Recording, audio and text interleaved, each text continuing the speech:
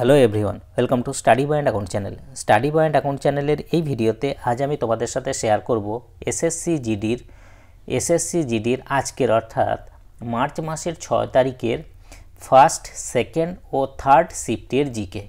তো ভিডিও শুরু করার আগে তোমাদের কাছে রিকোয়েস্ট, ভিডিও ভালো লাগলে অবশ্যই লাইক করে দিও, শেয়ার করে দিও এবং চ্যানেলে নতুন হয়ে থাকলে চ্যানেলটিকে সাবস্ক্রাইব করে নিও।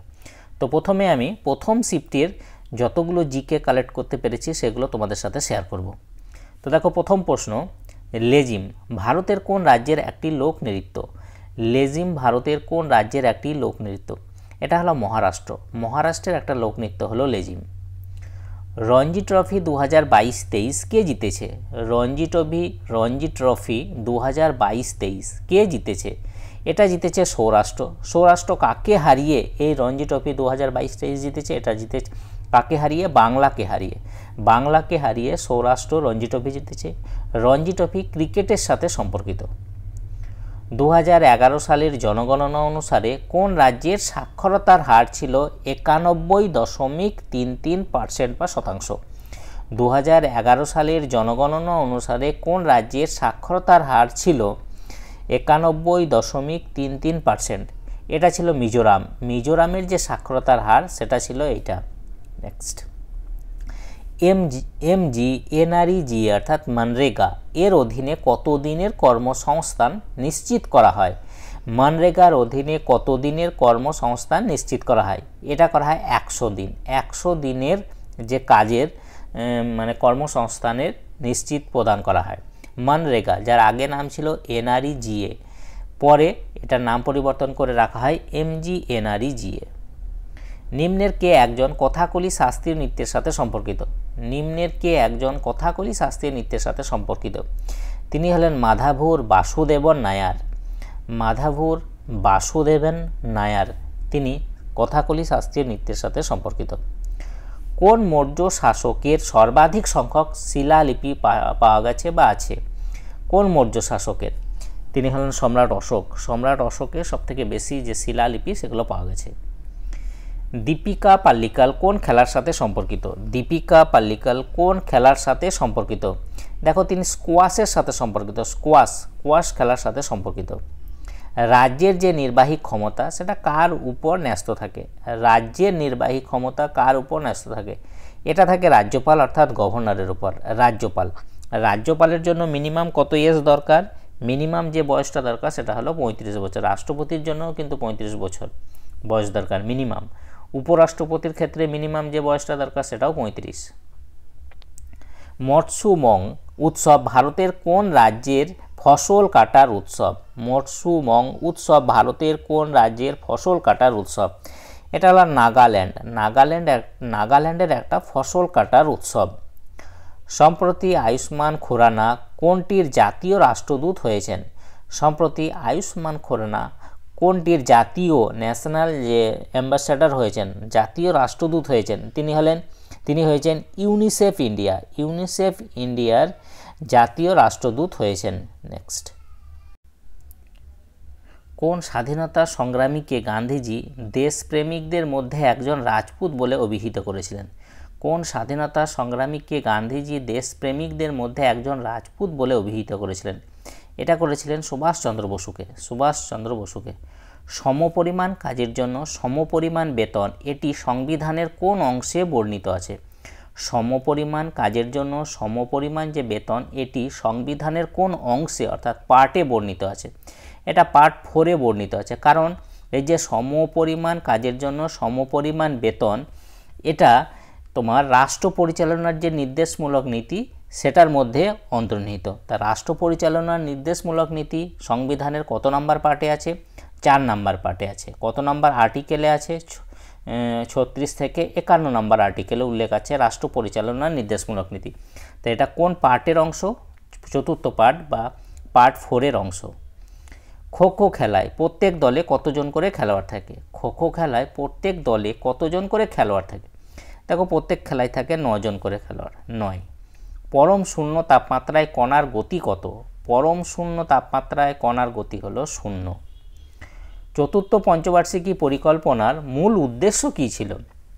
চতুর্থ পঞ্চবার্ষিকী যে পরিকল্পনা তার মূল উদ্দেশ্য কী ছিল? তার মূল উদ্দেশ্য ছিল যে স্থিতিশীলতা এবং স্বনির্ভরতার সাথে উন্নয়নের উপর জোর দেওয়া। স্থিতিশীলতা এবং স্বনির্ভরতার সাথে উন্নয়নের উপর জোর দেওয়া ছিল চতুর্থ পঞ্চবার্ষিকী পরিকল্পনার মূল উদ্দেশ্য। এবার শুরু হচ্ছে সেকেন্ড শিফটের প্রশ্ন। এতক্ষণ আমি আলোচনা করলাম প্রথম শিফট, এটা হলো সেকেন্ড শিফটের প্রশ্ন এবার থেকে শুরু হচ্ছে। যে গৌতম বুদ্ধ কোন ভাষায় তিনি উপদেশ দিয়েছিলেন? গৌতম বুদ্ধ কোন ভাষায় তিনি উপদেশ দিয়েছিলেন? দেখো, তিনি উপদেশ দিয়েছিলেন পালি ভাষায়। এবং গৌতম বুদ্ধ প্রথম তিনি তার যে উপদেশ সেটা কোথায় দিয়েছিলেন? প্রথম উপদেশ দিয়েছিলেন সারনাথে প্রথম উপদেশ দিয়েছিলেন। চন্দ্রগুপ্ত মৌর্যের গুরু কে ছিলেন? চন্দ্রগুপ্ত মৌর্যের গুরু কে ছিলেন? তিনি হলেন কৌটিল্য। কৌটিল্য হলো চন্দ্রগুপ্ত মৌর্যের গুরু। দেখো, কৌটিল্য ছাড়াও তিনি চাণক্য ও বিষ্ণুগুপ্ত নামেও পরিচিত। চাণক্য ও বিষ্ণুগুপ্ত নামেও পরিচিত। কুমুদিনী লাথিয়া কোন শাস্ত্রীয় নৃত্যের সাথে সম্পর্কিত? কুমুদিনী লাথিয়া কোন শাস্ত্রীয় নৃত্যের সাথে সম্পর্কিত? তিনি কত্থক শাস্ত্রীয় নৃত্যের সাথে সম্পর্কিত। কত্থক উত্তরপ্রদেশের ক্লাসিক্যাল ডান্স। বঙ্গভঙ্গ কবে হয়েছিল? বঙ্গভঙ্গ কবে হয়েছিল? এটা হয়েছিল 1905। 1905 সালে হয়েছিল বঙ্গভঙ্গ। লক্ষ্য সেন কোন খেলার সাথে সম্পর্কিত? লক্ষ্য সেন কোন খেলার সাথে সম্পর্কিত? দেখো, তিনি ব্যাডমিন্টনের সাথে সম্পর্কিত। ব্যাডমিন্টনের সাথে সম্পর্কিত লক্ষ্য Sen.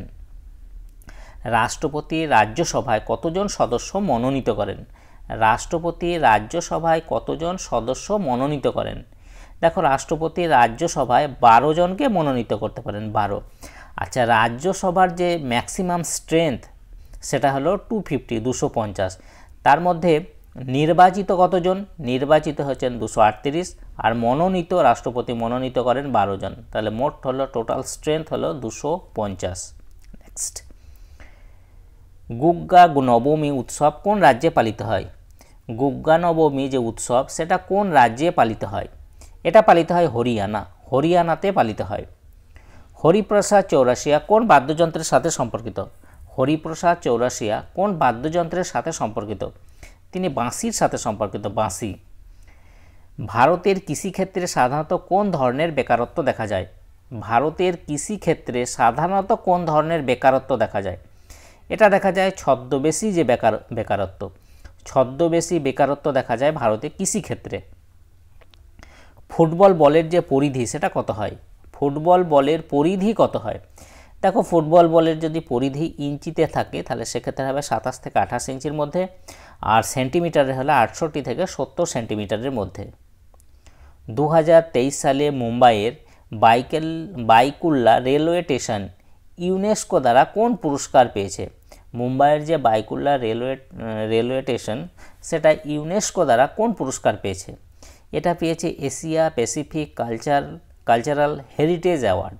Asia Pacific cultural heritage award এই পুরস্কারটি পেয়েছে।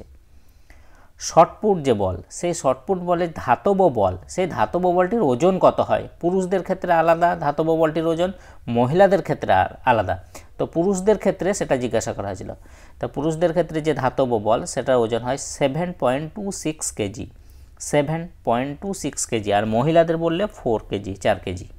নেক্সট, কত্থক নৃত্যে যে বিশেষ ভঙ্গিতে দাঁড়াতে হয়, প্রাথমিক অবস্থায় যে বিশেষ ভঙ্গিতে দাঁড়াতে হয়, সাধারণভাবে নৃত্যের পরিভাষায় তাকে কি বলে?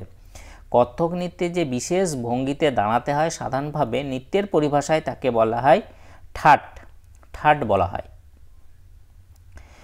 দেখো, এছাড়া এখানে একটা স্টেটমেন্ট বেসড কোশ্চেন ছিল যে প্রধানমন্ত্রী বিশ্বকর্মা যোজনার উপর একটা বিবৃতিমূলক প্রশ্ন ছিল যে পিএম বা প্রধানমন্ত্রী বিশ্বকর্মা যোজনা হলো একটা কেন্দ্রীয় স্কিম। এটা ঠিক। 2 নম্বরে ছিল যে 18টি পেশায় নিযুক্ত কারিগরদের এই প্রকল্পের আওতায় আনা হয়েছে। এটাও ঠিক। তাহলে দুটি অপশন দুটি স্টেটমেন্ট ঠিক। দেখো, এরপর থেকে শুরু হচ্ছে থার্ড শিফটের প্রশ্ন। তো থার্ড শিফটের প্রশ্নে প্রথমে বলি যে জাকির হোসেন কোন বাদ্যযন্ত্রের সাথে সম্পর্কিত? জাকির হোসেন কোন বাদ্যযন্ত্রের সাথে সম্পর্কিত? তিনি তবলা বাদ্যযন্ত্রের সাথে সম্পর্কিত। তবলা। কে 2023 সালের জন্য জার্মান শান্তি পুরস্কারে ভূষিত হয়েছেন? কে 2023 সালের জন্য জার্মান শান্তি পুরস্কারে ভূষিত হয়েছেন? এটা হয়েছেন সালমান রুশদি। সালমান রুশদি জার্মান শান্তি পুরস্কারে ভূষিত হয়েছেন। ভুটানের সাথে ভারতের কোন রাজ্য সীমানা শেয়ার করে? ভুটানের সাথে ভারতের কোন রাজ্য সীমানা শেয়ার করে? অপশানে ছিল পশ্চিমবঙ্গ, পশ্চিমবঙ্গ ছাড়াও আরও রাজ্য সীমানা শেয়ার করে, তো পশ্চিমবঙ্গ অপশানে ছিল। এছাড়া অরুণাচল প্রদেশও করে, আরও করে, হ্যাঁ, তো তার মধ্যে পশ্চিমবঙ্গ কেবল অপশানে ছিল। নেক্সট, 2011 সালের জনগণনা অনুসারে হিন্দু জনসংখ্যা কোটিতে কত ছিল, অর্থাৎ কত কোটি হিন্দু জনসংখ্যা ছিল 2011 সালে জনগণনা অনুসারে। দেখো কোটিতে ছিল 96.63 কোটি, 96.63 কোটি ছিল হিন্দু জনসংখ্যা 2011 সালের জনগণনা অনুসারে। ভারতের জিডিপি 1950-51 সালে 11.8% ছিল। তো এখানে বলা হচ্ছে 1990-91 সালে সেটা কত হয়েছে, ভারতের জিডিপি 1950-51 সালে হয়েছিল, 51 সালে ছিল 11.8%। তা 1990-91 সালে কত হয়েছে, 1990-91 সালে হয়েছিল 24.6%, 24.6%। ভারতের সংবিধানের কোন অনুচ্ছেদটি রাজ্যপালের ক্ষমা করার ক্ষমতার সাথে সম্পর্কিত?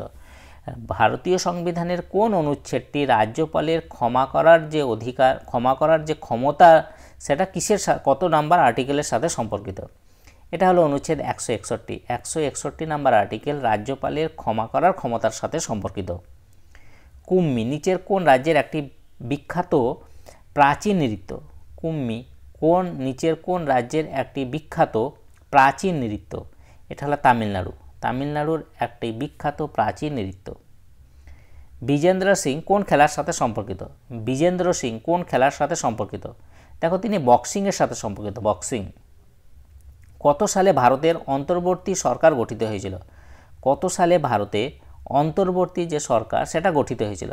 এটা গঠিত হয়েছিল 1946 সাল, 1946 সালের 2 সেপ্টেম্বর।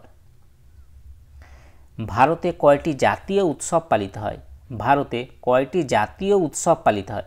দেখো জাতীয় উৎসব পালিত হয় 3টি। কি কি? প্রজাতন্ত্র দিবস অর্থাৎ 26শে জানুয়ারি, স্বাধীনতা দিবস অর্থাৎ 15ই আগস্ট এবং গান্ধী জয়ন্তী অর্থাৎ 2 অক্টোবর।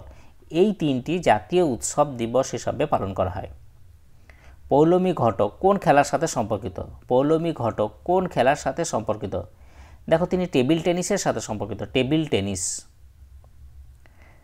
ভারতীয় সংবিধানে অনুচ্ছেদ 12 কিসের সাথে সম্পর্কিত? ভারতীয় সংবিধানে অনুচ্ছেদ 12 অর্থাৎ ধারা 12 কিসের সাথে সম্পর্কিত? এটা বলা হয়েছে যে 12 নম্বর আর্টিকেলে বলা হয়েছে রাষ্ট্র, যে রাষ্ট্র, সেই রাষ্ট্র শব্দের সংজ্ঞা দেয়, রাষ্ট্র শব্দকে মানে ডিফাইন করে, এটা 12 নম্বর অনুচ্ছেদ।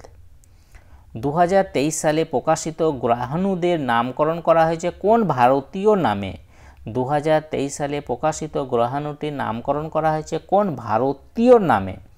এটা হলো অশ্বিন শেখর, অশ্বিন শেখর নামে এই গ্রহাণুটির নামকরণ করা হয়েছে। তো এই ছিল আজকের অর্থাৎ মার্চ মাসের 6 তারিখের ফার্স্ট, সেকেন্ড ও থার্ড শিফটের জিকে। যদি তোমাদের ভিডিওটা ভালো লাগে অবশ্যই লাইক করে দিয়ে শেয়ার করে দেবো এবং চ্যানেলে নতুন থাকলে চ্যানেলটিকে সাবস্ক্রাইব করে নিও। তাই যে পর্যন্ত ওকে বাই।